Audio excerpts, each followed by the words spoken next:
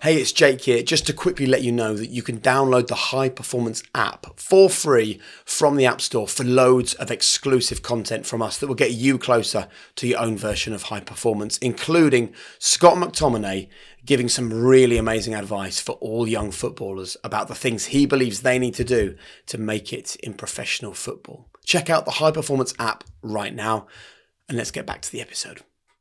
Well, Scott, here we go. Here we go. Your first ever podcast, right? My first ever podcast. Yeah, thank you for having me. It's an absolute pleasure. Thank you. And I think we're going to be talking about things that maybe people haven't heard you speak about before, right?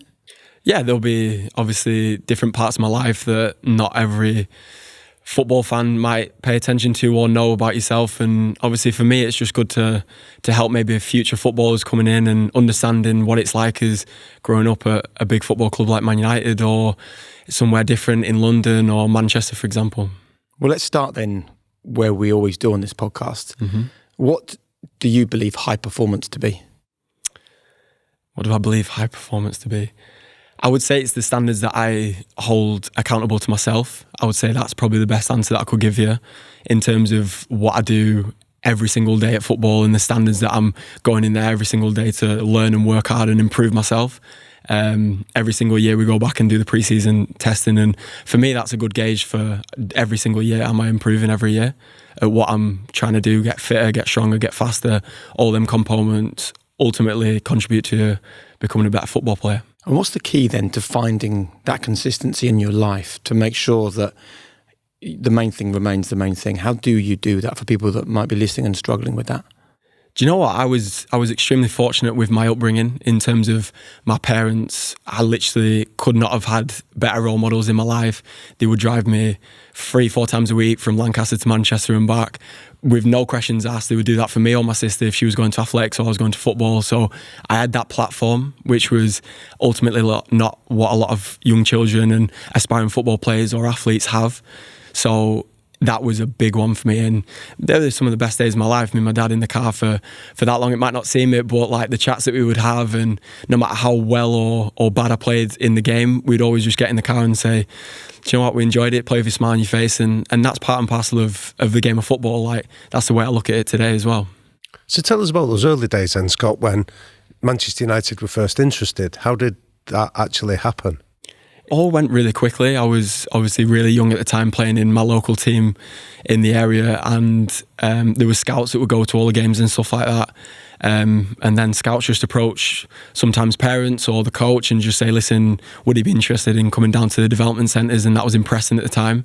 And honestly, I absolutely loved it. And ever since then, I fell in love with the game. And my dad, obviously my mum and dad, had absolutely no problems taking me so many miles every single week. It might sound ridiculous, but I wouldn't be in the position that I would be in today if it wasn't for their dedication and just how good they were with me as a kid. So here's a question then, because we're both sports parents and we see and hear all those like toxic, horrendous messages, don't we, on the sidelines when our kids are performing.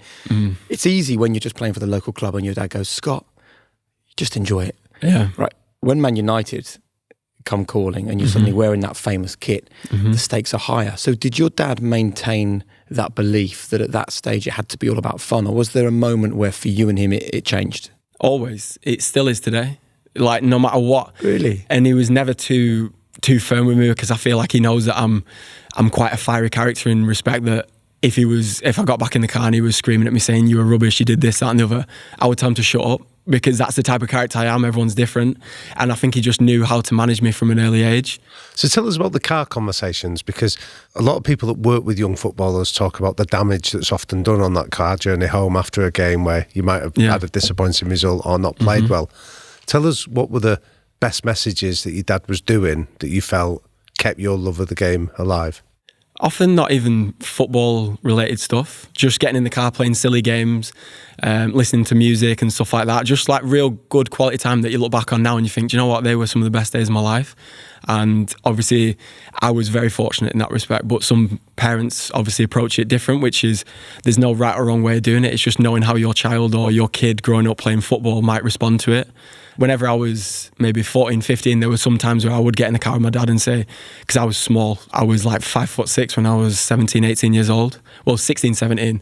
Right. So I was a baby in terms of going through puberty, and I was the latest one to develop in terms of physically and stuff like that. But I would always get roughed about in football matches. So I would always get bullied off the ball. I would have to really work hard for everything that I got given. I literally got given nothing because there was boys who were men at 12, 13, 14 years old with beards. And I was the young kid who was no muscle on him, nothing, and couldn't get near anyone. So there was times like that where I'd get in the car and say, Dad, I can't do this. Like, what is happening? And he would be like, listen, because my dad's 6'2". So he would sit down and say, listen, son, don't worry about it. You're going to grow. There's no rush. You've got to be patient. And to be fair, the club were incredible at that time because they could have easily let me go and said, no, he's too small. So then that gave me a lot of peace of mind in terms of maybe I might grow. And now I'm 6'3".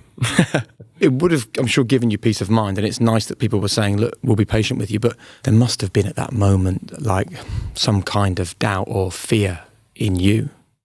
Yeah, there was. Maybe watching other lads with the Adidas contracts and the Nike contracts and everything was coming really thick and fast at them. And as a kid, you're looking at them thinking, God, I would love that. But then I had to be so resilient and I had to earn everything that I got given. And Neil Ryan was one of my old coaches and he would say that I was like a dog whenever I was a kid because I had to be. Otherwise, I would be cast aside and no one would even notice you. So you had to do something to get people's attention. Give us an example of the resilience. Tell us a story of that time, like when you think about being the small guy like in that team. I didn't kick a ball from 16 to 18 in the youth team.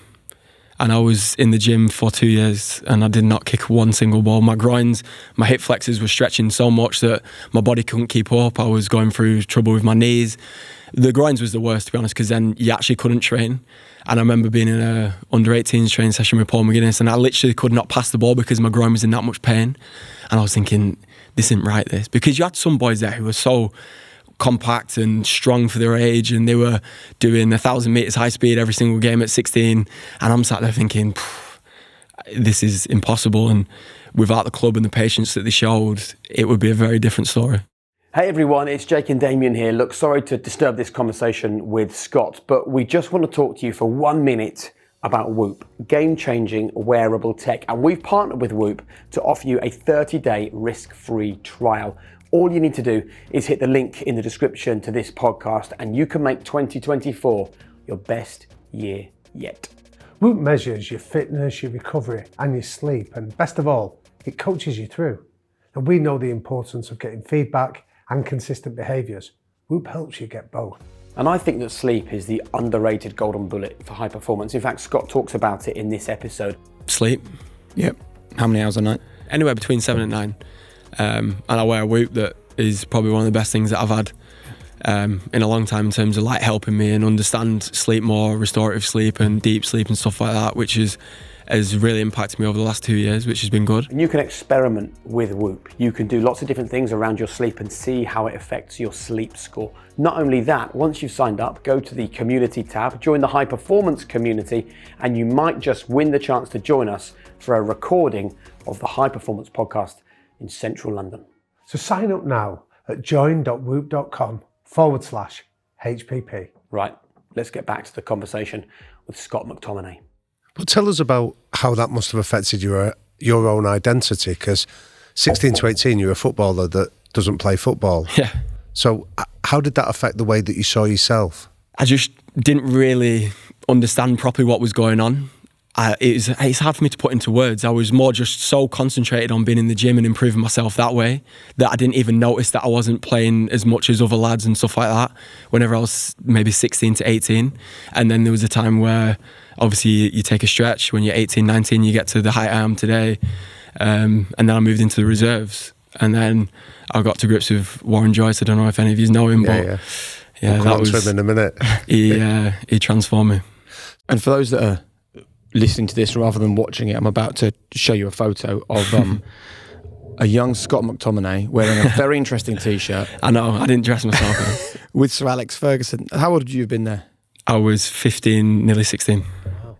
So what are your memories of the support that Sir Alex would offer to young players around this time? Obviously massive in terms of he had a really good relationship with the academy, and whenever they agreed to keep me on as a scholar and then eventually give me my first professional contract, we got invited into Sir Alex's dressing room before the game, And my mum and dad were there, and we got a beautiful photograph with him. And obviously my mum and dad were on the other photo that he didn't show. And then he showed us all around the dressing room, and we met the players before the game against Fulham and went up and sat in the box. And he didn't have to do that. That was one of the things that was a real touch of class that we always look back on and we think, do you know what, that inspired me. And I went home that day and I was like, do you know what, Dad, I want to be like that. I want to be potentially in that first team dressing room one day and do it my way. But at that point I was still a baby, so you don't realise how naive you are at the time in terms of football and stuff like that. And what happened around you then to keep your feet on the ground? Because I imagine that's a bit of a dizzying experience, going in, meeting Sir Alex, going in the dressing room. How did you sort of not get high on your own supply and focus on the steps you needed to take to get in that dressing room as a senior footballer? I think it was more not getting too ahead of yourself too quickly, and also just thinking that there's so much more to do in terms of training and playing well in games in the reserves. And obviously if you get your chance in the first team, you have to prove yourself then as well. So at no point did I ever lose sight of the ultimate goal, which was to play for the football club. And my parents and my family, my mum and my dad's side, are extremely hardworking people who, that's probably where I get that nature from, in terms of it's all about family and we always have to work hard and stuff like that. They're the traits that I've been luckily passed on from them. And I still think there's a sense that when you're a young footballer, everything comes easy, particularly if you've signed for a club the size of Manchester United. So let's have a really honest conversation, which I think is important for parents and young players to hear as well, about those early stages when you see your contemporaries being released at the drop of a hat. You see young guys getting injuries that end their career and they never make it. You see people getting sent out on loan and never coming back. You're in digs, you're away from your parents, you're trying to find your voice and your role in this totally alien environment. Yeah. What is it really like? It's tough with the decision whenever Man United offered me a scholarship to go to Ashton-on-Mersey and be there for the next 4 years to do my studies and stuff like that and play football as well.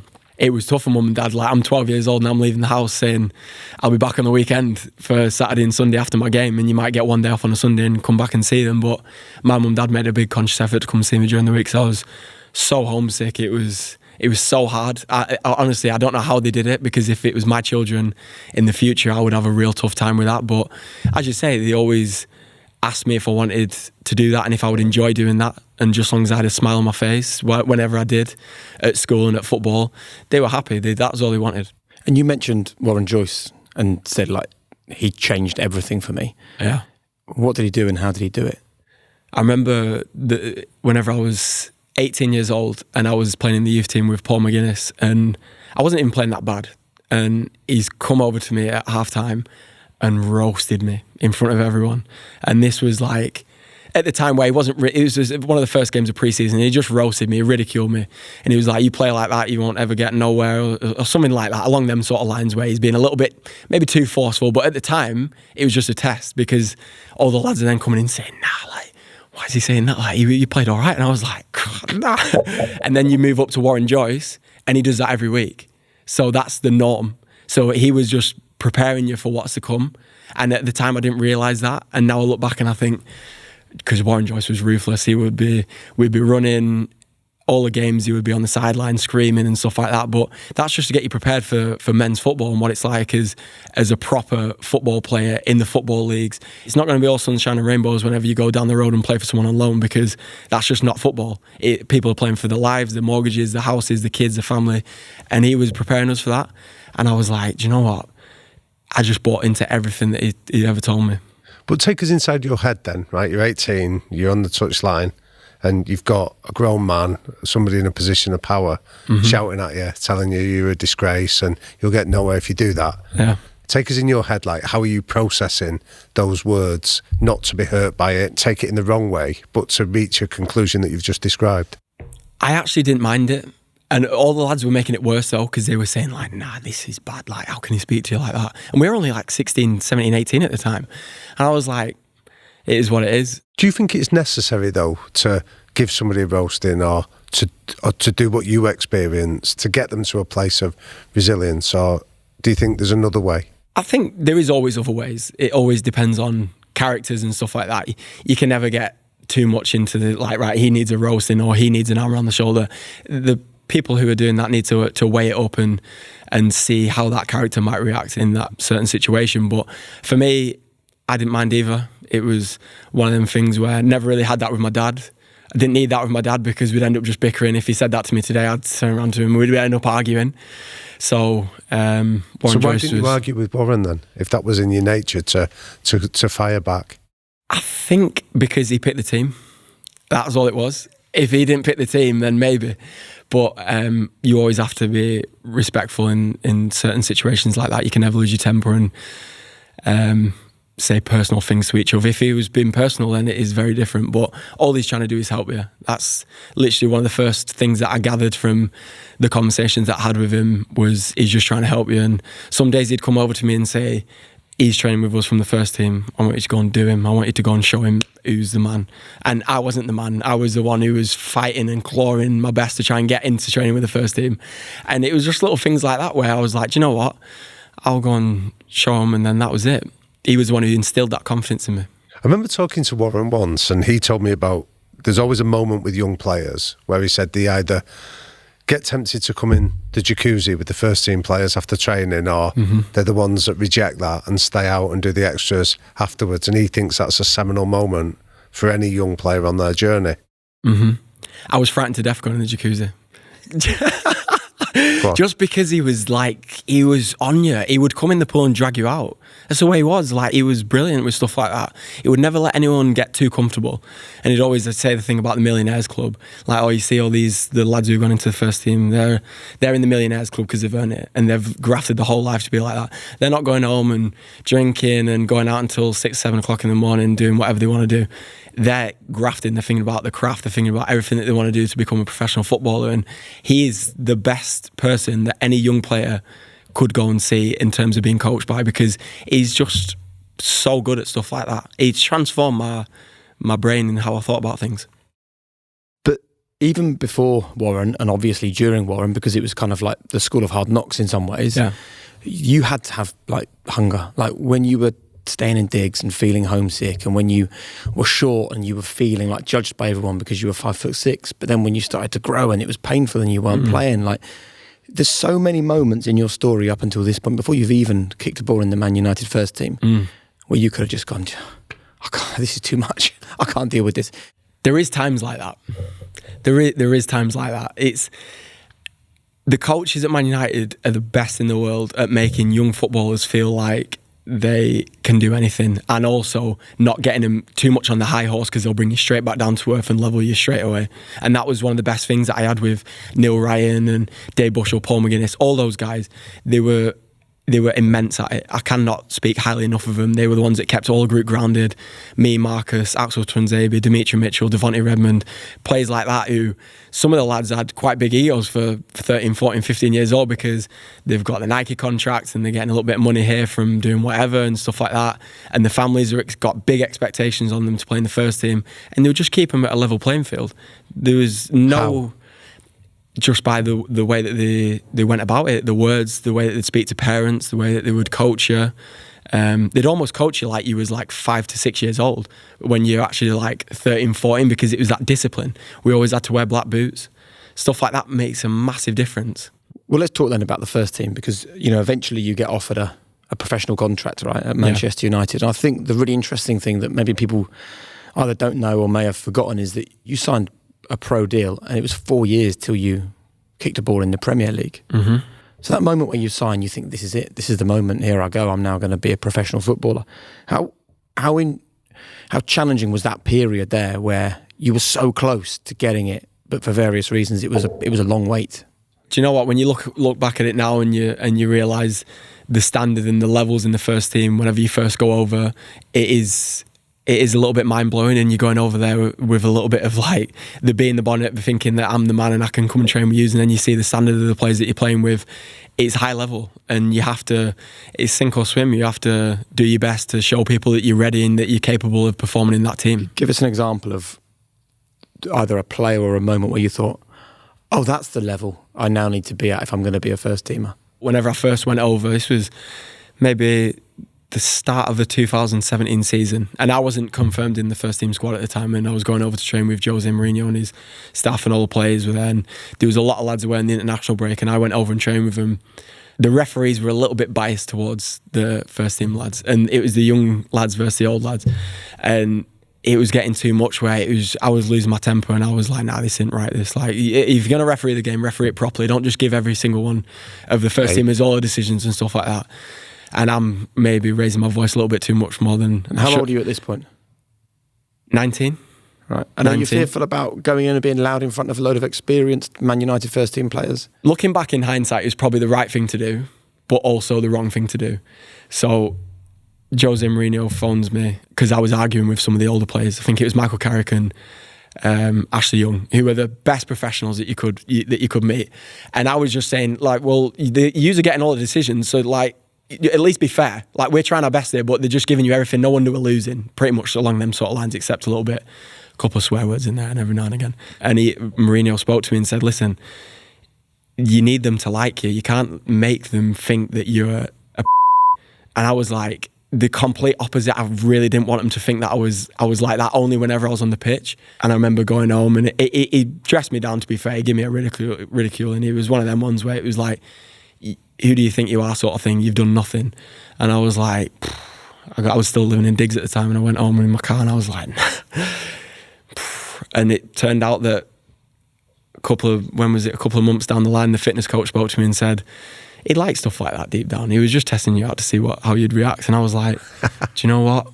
I knew it, but I didn't want. I thought it was over before it even started. The way how forceful he was. Really? Yeah. Well, you thought that was going to be the end of your... I thought it was. I would not even get a chance to even train with him. And then one of the players went on loan, and he put me in the first team squad, and I think he seemed to like me from there, because I didn't really change either. I forgot about that conversation, and then a couple of months later, did you turn up the next day and be all humble and different with the guys? I was maybe a bit quieter in the next couple of weeks, but once you forget about it and it's all old news sort of thing in terms of information in your brain, I just was back to normal, maybe being a little bit loud. So can I ask you about that first training session, or the first time you started go in amongst the first team squad? Because we've been lucky enough to speak to a few people that have described that experience to us. Like Phil Neville spoke about training with Cantona and just being blown away by, he used a phrase, he said, the endless repetition of simple things.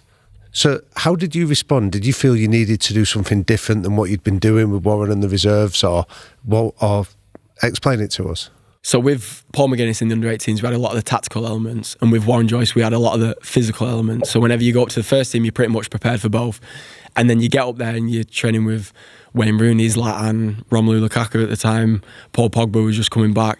Some of these guys the levels were ridiculous, so strong in terms of whenever I first went over, you felt like you couldn't get near them, how good they were and how sharp their brains were. Michael Carrick was a perfect example. He's probably one of the best players that I've ever trained with and been coached by. He was, honestly, the way that his mind worked was 4, 5, 6 steps ahead. Obviously not, but the way that he thought about the game was... In what way? Just how he approached it, in terms of he could see maybe a few flaws in your game, and he would see that before you even notice it yourself, and he's just training with you. And then when he's a coach, he would mention little things that would come off in a game, and little times when to check your shoulder and when to do ones around the corner, and whatever team that you're playing against. The level of detail that he went into was amazing, and obviously I got to train with him whenever I first went into the first team, and you could see it firsthand. He was incredible. And what were the lads like with you? Because, like, you're coming to take their place. You're this young upstart from the United youth teams and the reserve teams. And by the way, it would have been clear that Jose was a fan of yours from the things that he was saying and the way he was acting. So how were they? The lads have always been, every changing room year by year have been amazing. They've all been such great lads, and I couldn't fault them for that, because they make you feel so welcome as well. It's not just like you turn up one day and it's like, who's this kid? Like, what's he doing here? Do you know what I mean? They incorporate you in everything, the jokes and the banter and stuff like that. And now at the moment, we've got a really, really good group in terms of that, like the jokes and the camaraderie and stuff like that. And everyone gets involved with it, which is what you need to have a successful team as well. Yeah. But when we spoke to Rio Ferdinand, he told us about when he first joined Manchester United from Leeds, and he recounted Roy Keane whacking a ball at him. So it was difficult to control, and when it bounced off him, he said, you don't get much for £18 million. Yeah. And he felt there was somebody there just setting the standards to say, how are you going to react to this? This is Manchester United, we do things differently here.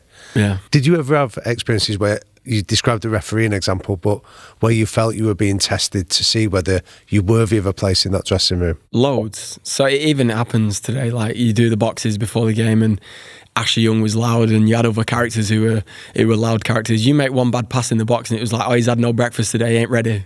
But like saying it in front of everyone, and you're like, nah, I'm ready. Do you know what I mean? Stuff like that just makes young players come up and think, like, you have to be on it. If you're not on it, then lads, experienced pros as well, will see it straight away. What's your memory of the standard that you have to get to be a United first team player? Yeah, I would probably say Wayne Rooney, to be honest with you. Whenever I first went over, they were preparing for the Europa League final. And just the shooting after, do you know, whenever they ping it to the edge of the box and you've got to finish with both feet, and he was ridiculous. It was the goalkeeper, it might as well not had a goalkeeper in there, because it was just stanchion, bottom corner, side netting, posting in. And he probably won't even remember it because it was just normal. And I remember watching it thinking, like, that is absolutely incredible. And do you know what?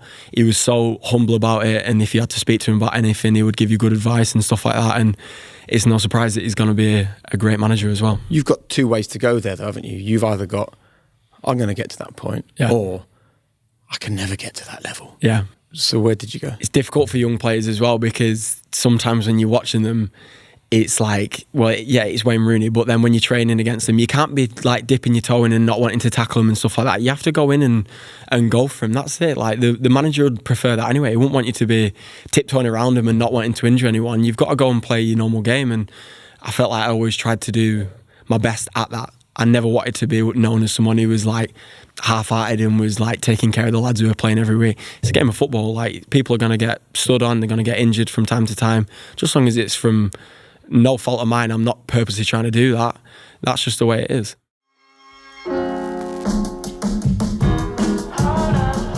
I interview the world's top performing people. And one thing that we always talk about is nutrition, more specifically, what goes on in the gut. Because what most people don't realise is that actually your gut affects so much, from your work to your workouts to your relationships. And so I've been on the search for the perfect supplement to enhance my gut. And I'm so pleased to say I've finally found it. If you would like a high performing gut, look no further than Biotic from Heights. Just one capsule a day. It's simple, it's easy, it's effective. It's made a huge change to my life, and if you're searching for your own version of high performance, it might just change your life as well. So if you're looking to sort out your gut, look no further than Biotic from Heights. So you said Wayne Rooney was good at giving advice. Was there any particular bits that you could share with us? Not directly to me, but you could see him speaking to lads who were playing in the games and stuff like that every week. He was brilliant at that, and he didn't have to speak too loudly either. You just respected him for his voice and the way that he would come across with some players and stuff like that. But the amount of advice that I've received over my time as a footballer has been incredible for some amazing pros of the game as well. So give us an example. I would probably say Michael Carrick, and I'll refer back to him because he would always say to me that whenever you are going into football matches, you have to play free. And there was some times where you might get caught up in the life of playing for Man United, and it can be, some people think it's loads of pressure, some people don't. Like, just go and play free and go and enjoy yourself. And obviously concentrate on your craft and practice and practice and practice. And a good example of that was whenever he was coaching and we were playing against Leeds, and I scored 2 goals in the first 2 minutes. And literally what we were doing 2 days before on the training pitch was making a couple of runs through the middle of the pitch because they played man for man. And he was saying, if you play up to the striker and just flick one around the corner and you're running straight through the middle, the whole team's wide open and you can just go for it. And it was just happened like that. It was mad. So how do you prepare yourself then in the lead up to a game so that you, like you say, the lifestyle of being a Manchester United footballer gets left behind and you just feel that you're just playing football? I think it comes down to how you prepare. That's probably the biggest thing in terms of your sleep, your nutrition and your training. That's the 3 components that I always try and look after the most. Sleep is by far the biggest thing for me. Let me take you back to José Mourinho. Yeah. Because he's the kind of manager, and you would have seen this with your teammates and with him at other football clubs as well. He's the kind of manager where you're in or out, right? Mm-hmm. And there's a moment where you would have realised, hold on, I'm in here. I mean, I remember him calling you the special boy. Do you remember? Yeah. Like he's the special one, referring to you as the special, God, as the special boy. How did you feel when you heard that?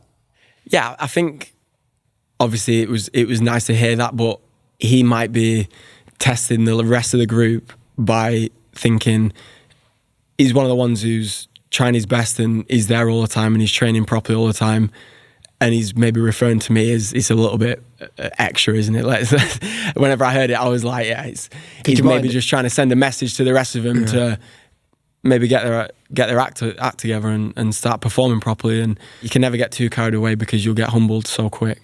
How lucky were you that José Mourinho came to Manchester United? Yeah, lucky. Like that he was the one who gave me my chance and who saw something in me that was the potential to play in the first team and have a career in Man United's first team for the last 5 years. So, yeah, I mean, to elaborate on that, I would say very fortunate in that respect. And I owe him a great deal. My family love him. They think he's a character. He's a showman. And he was the one who would tell us stories and stuff like that, which whenever you're a young kid and you're coming up and you're hearing the manager speak so openly with these players, but also being so demanding, so there was a fine line, was great for me, and I loved that. What would you be comfortable to share, though, that is, I guess, the private education that Jose gave you? Like, we saw the press conferences where he praised you. We saw the games where he picked you. What did he do behind the scenes for you that really impacted you? There was a lot in terms of the time whenever I was going to play for Scotland, and I already knew that I wanted to play for Scotland because my grandpa seeing me play for Scotland and walk out at Hampden Park still gives me goosebumps now even speaking about it, which is obviously for my father as well. Like, them moments whenever I go up and see them and the smile on the face, their life is literally around their grandchildren, and for me to see that really does make me happy. So he was, at the time, Jose was the manager, and he was just saying, go with your heart, and whatever you want to do, you can do, and I'm always here if you need to knock on my door and speak to me about any decisions that you've got to make. I believe he's coming up to see you, or he might be coming up to see you. If you want them both not to see you, then fine, no problem. And I just said, yeah, thank you so much, and I appreciate that kind gesture, and already had my mind made up, but it was the fact that it was there for me, and it was there for me. It wasn't just saying it tongue in cheek, you know what I mean? He was actually saying, you need to knock on my door, come and knock on. And did you ever? Yeah, sometimes about certain things. Whenever he left, I saw him in the corridor and he invited me in, and I was just like, didn't really know what to say to him because I was gutted, to be honest with you. Whenever What you mean after he left United? Well, as he was leaving, I was walked into his office as he was... on the day when he was... On the day, yeah. Did you know he was leaving? How is that communicated to the players? Just how it is with any other club, to be fair. Like, you end up finding out through the people who sort you out in terms of your schedule and stuff like that. They'll relay a message or something like that. But whenever he was leaving on that day, I walked up and seen him in his office, and it was hard, like, because I was like, this guy has meant so much to me, and he's given me all my dreams that I could have ever wished for in terms of playing for the first team, and now he's gone. So I was like, I didn't know what to think. I was like and ahhing. The self-doubt came in. New manager comes in. Can I do it? What's going to happen here, here and here? What did you say to him on that day? Just said, thank you so much for the opportunity, and you've been a real life legend for me, and I can't thank you enough, and good luck on what you do next. And I'm always on the phone. Not that he needs me, but if you ever need to text me about anything or some tickets for some Scotland games, let me know. Have you kept in touch? Yeah, sometimes. Yeah. Nice. He'd maybe if you had a good game or something like that, he would let you know and say, well done, kid, as he always calls me. But yeah, they were great times, and so grateful for him. What would you reflect on as the biggest thing you learned from him? The power of self-belief. Yeah. Go on. Because he instilled that in me. He was like, he would sit next to you sometimes in the canteen and he'd be like, you ready? The legs are tired? And I was like, no. He was like, your legs look like they're tired. And I'll be like, no, they're not. They're fine. And he was like, and walk off. So then you're like... Are my legs tired? And then it's just that self-belief that comes at you, and you think like, do you know what? I'm going to show him that I'm fresh and I'm ready to play. So you just get it out of you. There is something really interesting here, isn't there, about leaders reading people and then doing what they think that person needs. And it almost feels like the senior people in your life have always felt like, I can challenge this guy, and he'll respond. He's not going to buckle. Yeah, it's a good point, that. I've actually never properly thought of it like that. So yeah, I would say that is a good way of looking at it, yeah. And I like being challenged. I'm as competitive as you come with anything.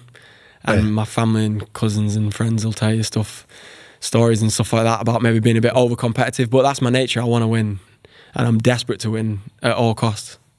Is there ever a time that steps over into an effect on underperforming, that over competitiveness? Could be, yeah. There is certain instances where you think like sometimes maybe being a little bit too forceful and being a bit too competitive can sort of detriment you a little bit. But then it's also like for young players coming up, like I love it whenever I see like the under-16s playing and they're firing into tackles and they're playing like it's the last game of football they'll ever play, because that's what brings the love to the game. Scoring an amazing goal and going celebrating, that is what kids want, and that's what us first team players we want. We want moments like that where it just sets your body on fire and you just enjoy the game. I think that's the most important thing. Can we have a really honest conversation then about self-doubt? What is your relationship with self-doubt? Everyone has it. It's just how you control that and how you manage that in terms of your craft. Doesn't matter what you do. If you work wherever or if you're in a different sort of job or you're an athlete, everyone has that time where they think, I might not have been as professional as I could have been there, and we've got a game coming up. Can I still do it? That keeps going around in your head thinking, can I keep performing at the level that I'm going? And that is ultimately what fuels me, the self-doubt. Does it? Yeah, because you always think, every season you come back, am I the same athlete? Can I still score? Can I still potentially make an assist? Or can we still win trophies? And that self-doubt is what drives you and pushes you to do more. So how often are you questioning yourself, your ability, your talent, your approach? A lot, more than what people would think. They'll see some footballers going through an amazing time in their career where they're winning trophies, scoring loads of goals and stuff like that. They'll still have self-doubt in the brain thinking, next game, can I do it? I've scored a goal against Wolves. Can I score the next goal? That was my first goal in the Premier League. And then I was like, yeah, I'm delighted, but can I get another? And that self-doubt comes in. Then you start thinking, no, if you do everything properly and take it step by step, yeah, of course I can. So that reminds me of the interview we did with Dan Carter, the New Zealand legendary rugby player. And one of the things he said was that the first cap he got for New Zealand was actually, he set himself the target of, I want 100 of these caps. I don't just want to be a one-cap wonder. Yeah. So he became like an inveterate note-taker, where he'd constantly be writing down to-do lists and what he needed to do to become a great All Black player. What do you do to combat the self-doubt and use it as a fuel rather than as a break? I've always had some notes that I've taken. It'll just be taken from little bits of, a manager might say this to you, or he might relay some information about, right, you've not tracked your runner in this game, and like I feel like you're not quite yourself. So I'd always write down and then think, do you know what, he's right, and then it's always there as a reminder, so as you never forget stuff like that. And then you end up building up a thing throughout your career and your football of things that are the non-negotiables for yourself. Like, what defines me as a football player, and I have to do them every single game. What defines you as a football player that you have to do every single game? My mentality, how I approach the game. Like, if I was ever going into a game and I was a little bit soft, and that's not me, and I want to be one of the ones who has the biggest output in the game.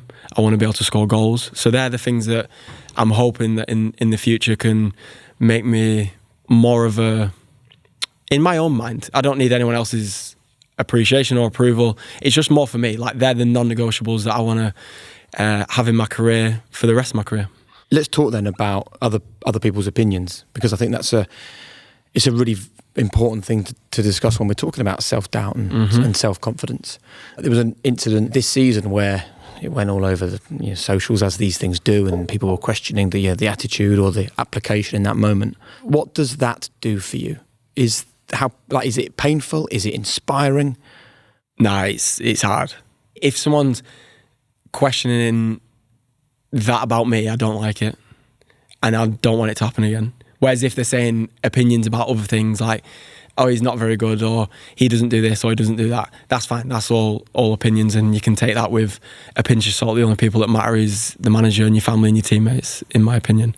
Whenever you first get into the first team, it's hard for young players because they're going into the spotlight of thousands and millions of people judging them, and every single thing they do is on the pitch is scrutinised and analysed and stuff like that. But there becomes a time where you get normal with it, and it's just part and parcel of being a professional footballer at a huge club.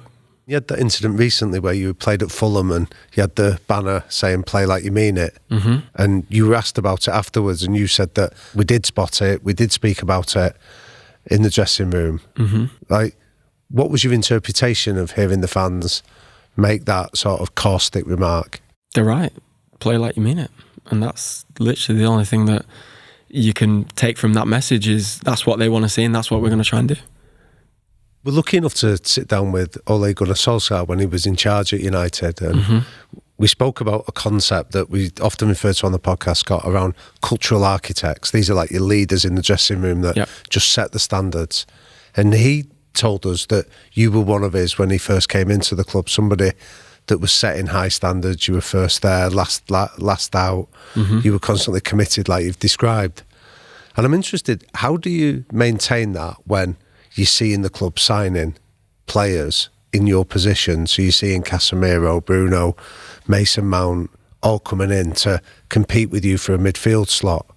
I'm interested in how you process that and how it affects your training and your preparation. They're all amazing players, and whenever the club bring amazing football players in, like they've done ever since Man United's been created, you have to show yourself and you have to do your best to show that you're capable of having a spot in the team, and it's nothing to do with any of the other players. We all want the same goal, and that's the team to be successful. So whether they bring in anyone, really, you want the team to do well, and obviously you want to be a part of that.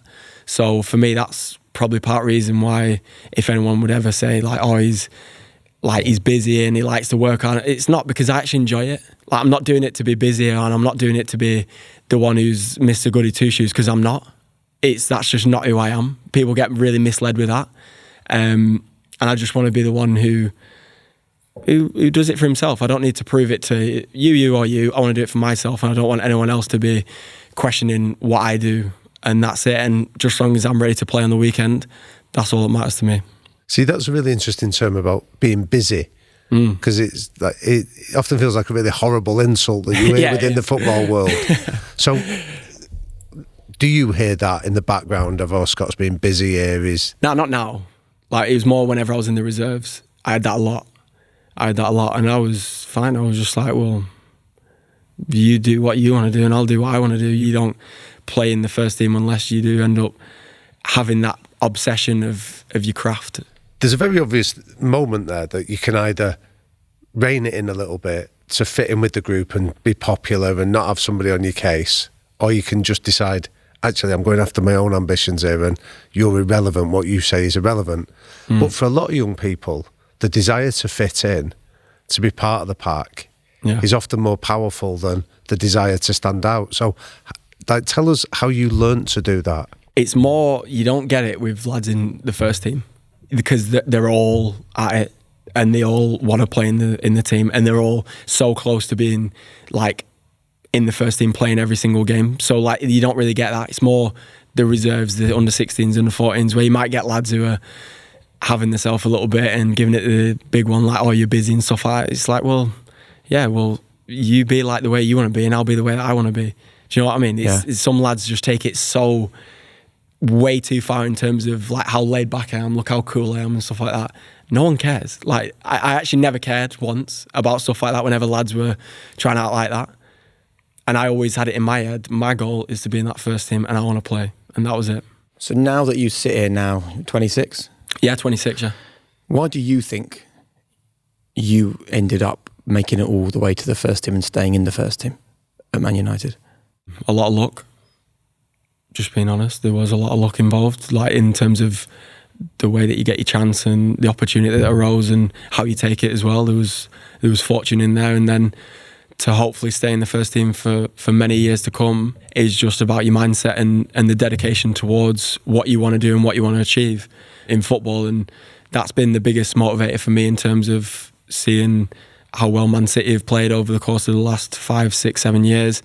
And I want my football club to be back to them levels.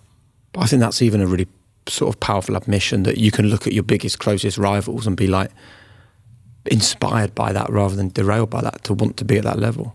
Yeah, credit to them. They've been amazing over the last however many years it's been. And that has to be our sole focus for the trophies that they've won.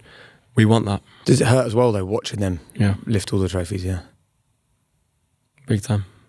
But then that's the motivation.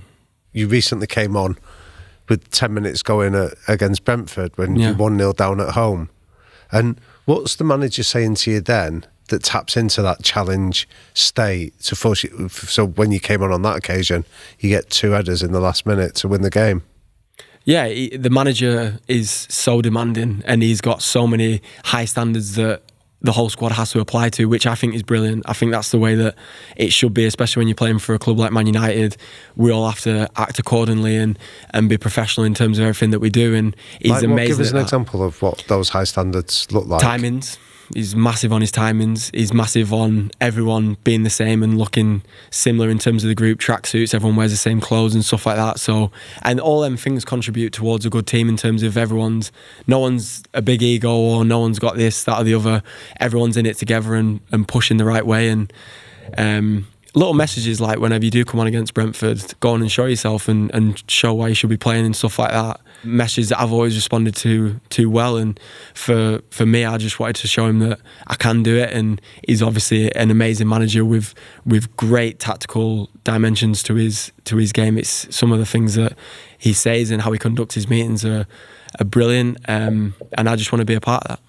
And what are you thinking as you come on? Because it was a tricky start to the season, right? Not starting as many games as you would like, not being as involved as you would have wanted, and as we've established. You're the kind of guy with this ferocious mindset. Like, you want to be starting and impacting every single game. Yeah. So what are you thinking as you run on, having been through that? Whenever you're not playing, like, you can't take it too personally. And maybe at points I did, where I thought, like, whatever, I'm not playing and so on. It is hard. It is probably one of the most challenging times in your career. But even if you do have times in and out of the team, you have to be aware of the group that you're in and other players feel the same and stuff like that. It's not just all about me. And you have to be conscious that everyone wants to play every single game. So whenever you are given the opportunity, you need to take it. And that was literally all that I was thinking about in that moment, coming on against Brentford. And to be honest with you, it goes that fast that you're not thinking anything. You just want to win. People come on and say, oh yeah, I was thinking that I was going to score 2 goals and run away and everything's rosy. It's not. Like, you go on and it's happened so quick and then it happens and you're happy. But then you said something really interesting afterwards in your interview. You said, I just want to prove what I can do. I'm thinking, you've been at Man United for 21 years. You still have this feeling of, I want to prove what I can do? Yeah, 100%. It's a self-doubt. You always have to prove yourself at the club because they'll just go and get someone who's better. And you have to prove that hopefully they're not, and that you can be the one who helps the team as much as possible moving forwards. So yeah, definitely you have to prove yourself every training session, I would say. I genuinely feel like that you have to prove yourself every training session. If you don't, the opinions might start changing a little bit, and then you always have to be there. And what's your role like? Are you loud? Are you vocal? Do you let others take the lead? Yeah. Now me, Tom, Johnny are always cracking up, laughing about something. They're, to be fair, it's 2v1. They're always on me. Is it? And I always end up winning. But yeah, now we've got a good group, man, in terms of the camaraderie and the jokes and stuff like that. I think Johnny Evans actually did an interview the other day, or I think it was both of them, and they said, who's the funniest player in the squad? And Tom said Johnny and Johnny said Tom. And I was thinking, the people watching this are going to be thinking that they're both like the oldies, they've got all the jokes and they haven't. They're not? No. As we sit here talking, you've played the last few games, you're playing brilliantly, like, you're flying for your country as well. Like, if you're playing in the Man U midfield and they have not brought a midfielder for the last 5 years and it's kind of like the area of the pitch they've not invested in, then that's one thing. If you're starting games in an area of the pitch where they've constantly gone and tried to buy the answer and find like a big name, but you're the one being picked, that should surely add to your self-belief, shouldn't it? Yeah, you can look at it like, I've never actually thought of it like that either. Do you know what? I'm not really a complex thinker into too much stuff like that. I just enjoy training every day, and I never get too caught up in like, oh well, they've bought him and they've bought him for this much, and all the rest of it. Like that can all be a bit of a mess in your brain. So just as long as you know that you keep improving, that's ultimately, honestly, the only thing that matters. Process. As long as your process is right, then what more can you do? Yeah, what more can you do? Because a lot of things in football are completely out of your control. Yeah. The only thing that is in control is how you play. Can we talk about the cost then of the life that you live? Because from the outside, everyone would think the life of a footballer is blessed in every way. What is the hidden cost of living a life like this? There is obviously challenging components in your life in terms of the football side of it. Your family seeing negative things online, that is a difficult one. But my family are actually quite good with stuff like that to a certain degree. But I'm not there all the time when they flick the iPad on, or your grandparents turn the iPad on, there might be something negative on there. So yeah, it's not the end of the world. And some people will say, oh, that's such a small problem. Like, what do you say to your mum when she reads something and rings you up? Just don't read it, Mum. Yeah. Just get the iPad away. Just get it out of the way. You don't need to read it. But if they want to read it, then and if it's about their own son, then fair enough. You can't control that. But what you can do is you can just say, Mum, they all tell lies. That's it. They all just tell lies. That's it. And what about like a social life? And they don't. Some of the things that might be on there might be true. The things that we take for granted. I'll go to the pub. I'll have a quick pint. Yeah. I'll sit quietly on my own. I'll go and have a coffee. No one will bother me. Like, how do you get used to living that life? Yeah, there is a lot that you miss out on, which is normal. Like, and I've been so used to it since I was a kid. House parties whenever you're 15, 16, you can't, because you're always training. Like, it might sound daft, but you actually always are. Obviously, you have times where you go out and you have your holidays with your friends and stuff like that, so you don't miss everything completely. But sometimes birthdays and all the rest of it, you can miss out on. But as you say, it's a small thing that is being missed out on in terms of your football career, and there's always other times that you can see people and stuff like that. And how's this been, talking about things that maybe you wouldn't normally be open to discussing? Do you know what? I've loved it. I've loved being able to give a different side of like football and young players. That's ultimately what I would want to come from this, is young players listening to it and thinking, do you know what? It's not the end of the world if I might not get a professional contract here. I'll go and get one somewhere else, because he'll believe in me and he'll push me, and so on. That's probably my main message, which I quite like, the thought of the younger boys thinking, do you know what? I can do this, and no matter what, no one's going to stop me, and I'm going to go. I'm going to do it my own way. Can I ask you about Scotland? Mm-hmm. We were lucky enough last year that we spent a couple of hours in the company of Steve Clarke. Yeah. And Steve was brilliant at talking to us how he felt the biggest change that he'd implemented as national coach was changing the mentality. Mm-hmm. He said we went from playing not to lose to playing with to win. Mm-hmm. And he felt that was a key moment. What's been your experience of that change of mentality when you're wearing the national colours? I cannot speak highly enough of Steve Clarke. First and foremost, there was a time where I went in, and this was around about March time last year, and I didn't realise it, but he called me in to speak to him and all the rest of it, and we were sat down on the sofa like this, and he said, "You just don't look happy." And I was like, "Really?" Because I am. Like, I actually am. And I said this to him, I was like, "I actually am." And he was like, "Nah, I can just see something in you where you might not be as smiley, or you might not be as, not polite, but as outgoing and speaking to everyone as usual." And I was like, yeah, I'm obviously not happy because I'm not playing. That's probably the one thing that I can think of. And he was like, if you just go back to playing whenever you was 17, 18 years old, with a smile on your face when you first got into the first team, not caring the world, waiting to see the difference. And he left it there. And I was like, I went back and spoke to my dad for a long time about it, because I didn't think that there was much up, and there genuinely wasn't. But now I look back at it, that's the first time in my career where I properly had to not play for a while, and it was difficult. And I spoke to some loved ones and stuff like that, and the next 2 games I scored 4 goals, and I feel like I'm like more smiling. I've not taken it for granted that I play for Man United in Scotland, and just enjoy it. So what did you do after Steve had said that? I went up to my room and I had a real good think, and I was like, is he right here, or is he trying to pull my leg here, doing the José Mourinho thing where he's trying to like test you a little bit? Yeah. And he wasn't. And he was like, just play with a freedom and a smile on your face. and still be aggressive though. Don't be like dipping your toe in and stuff like that. And I was like, yeah, he's right. And I sat there and I thought, subconsciously, I'm not happy. And that's not me. I always like to have a laugh and a joke and smile and try and enjoy football. And I wasn't at that stage. And don't know, when he just reminded me that, I was like, do you know what, there's worse things in life that are happening. Just enjoy it. So let's roll forwards 10 games time. Let's imagine you're back out the team again. Mm-hmm. How would you react next time around if there's a spell on the sidelines? The same way. You always have to look at it and think this is a process, and no matter what happens, whether you're playing or you're not playing, it's fine. And just as long as you keep doing your non-negotiables right, that's all you can do. And is there a difference for you? You know, like when I was thinking about this, you play for United and they're still Goliath in English football. Everyone wants to beat United. Yeah, there's when you play for Scotland, you're the underdog. You're David, that you wouldn't have bloodied the nose of some of the big nations that you're coming up against. Is there a difference in the way that you approach playing for both of those two teams? No, I would say no. I would say, in my opinion, as the players at Scotland, we're getting more and more to that stage where we're confident against anyone. And granted, since we have qualified for the Euros, we haven't been as good as what we know we can be. And that comes down to Steve Clarke again with his standards, how he's holding the dressing room at half-time, the way he's relaying information. He's been firm. He's not saying, oh, we've qualified, lads, get the beers out. He's not doing that. He's saying we need the standards to be like this every single game.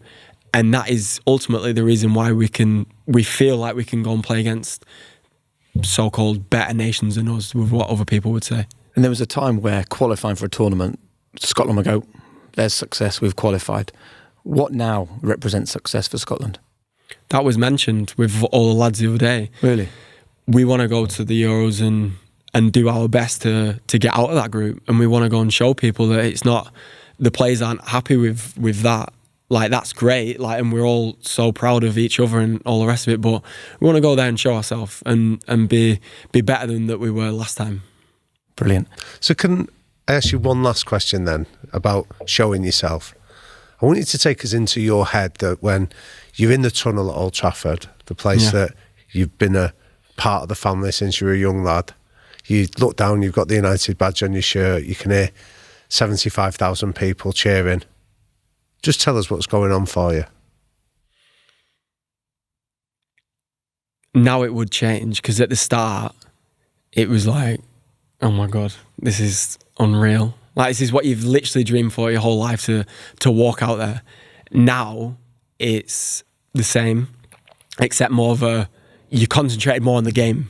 I feel like whenever you first come in, you're like taking it all in, you sat there thinking, oof. And sometimes you might subconsciously be not thinking about the game, whereas now there's so much more tactical elements to the game. There's so much more physical. The league's changed since I made my debut to now 5 years' time. If you looked at the numbers in terms of physical output, it would be drastically different, I'm sure of that. So yeah, I think that's more enjoying it, going out and being like, this is literally, you're living a dream, but also you want the crowd to be happy, so everyone has to concentrate on the game. Okay, quick fire questions. The 3 non-negotiable behaviours that you and the people around you should buy into? Sleep. Yep. How many hours a night? I mean, I'm good with 7. Yeah. But if I get 9, then I'm fine. Anywhere between 7 and 9. And I wear a Whoop that is probably one of the best things that I've had in a long time in terms of like helping me and understand sleep more, restorative sleep and deep sleep and stuff like that, which has really impacted me over the last 2 years, which has been good. Sleep, nutrition, always just being loving and caring for the loved ones around you. I feel like that's probably one of the most important things, always being there to listen and stuff like that, which has helped me a lot. And then I would say your manners. Why does that matter?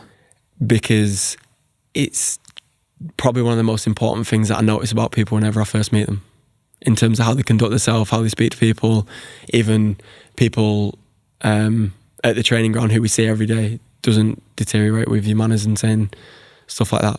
Love it. What's the single best piece of advice you've ever received, and why?